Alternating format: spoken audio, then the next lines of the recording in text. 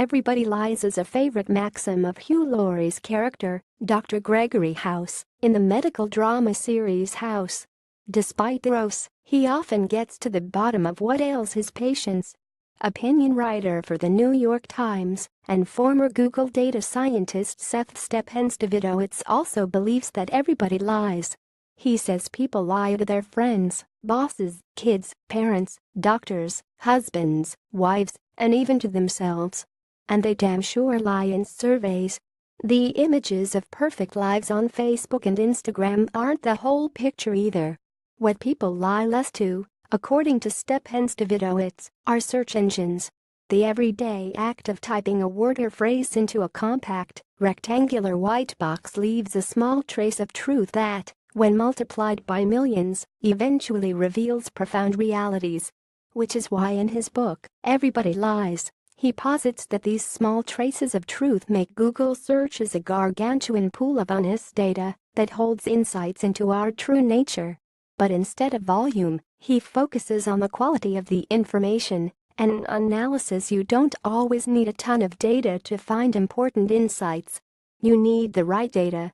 Stephens-Davidowitz explains why big data, a catch-all term for all the data out there, including searches, blog posts and everything else we put online, is powerful. It is so huge that even small samples can yield meaningful results, which is how companies such as Google and Facebook can conduct random, controlled experiments online to find out what works and what doesn't. Big data also offers new types of information and ways to look at things from other angles. Who knew that the brightness of a place at night can indicate its economic situation? There are limits, of course. The author tells us what can't and shouldn't be done with data, highlighting instances where it can be misused. The lowdown on customers' buying patterns can help companies sell more products, for instance, but shouldn't be used to keep customers hooked. At fewer than 290 pages, not including the acknowledgments, notes and the index, the book is small and digestible for its genre.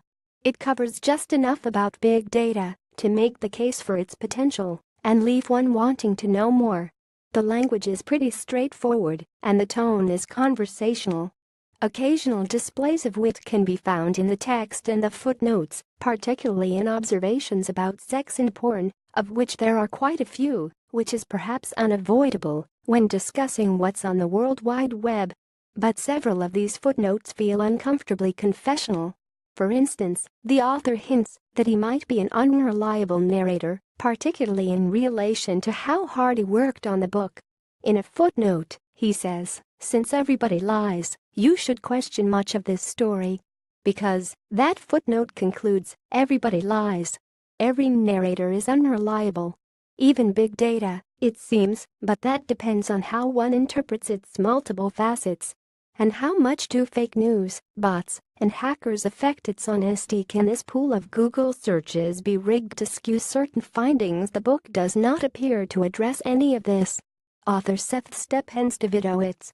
Photo Jim Hauser, nor does he trust many of us to finish reading the book. No matter how hard I work on polishing my prose, most people are going to read the first 50 pages, get a few points, and move on with their lives.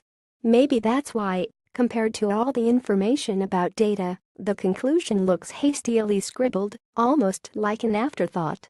One can be easily swamped by all the revelations that support his argument. What we Google mirrors our true selves and can help us understand people better. But do we really want to? We reconsider our relationships with people, places, and the world at large anyway, from time to time.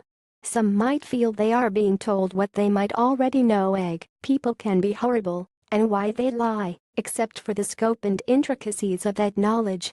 Stephens-Davidowitz may not consider himself a focused author, but we can probably trust his work on big data, given his experience and reputation in this field, and how convincing, and perhaps a little biased, his case for it looks. However, one should also bear in mind his advice to question everything one reads, online or offline. Mountains of information do not make a source, be it a database or a person, infallible. What we require is the wisdom to sift through all that data without letting it overwhelm us. When we begin re-evaluating what we read, look for and wish to share online, the ever-growing mound of digital breadcrumbs we leave in cyberspace will, hopefully, become a more authentic reflection of our better selves. Everybody lies. Big data, new data, and what the internet can tell us about who we really are. Author Seth Stepenstevido. Its publisher Day Street, Nonfiction.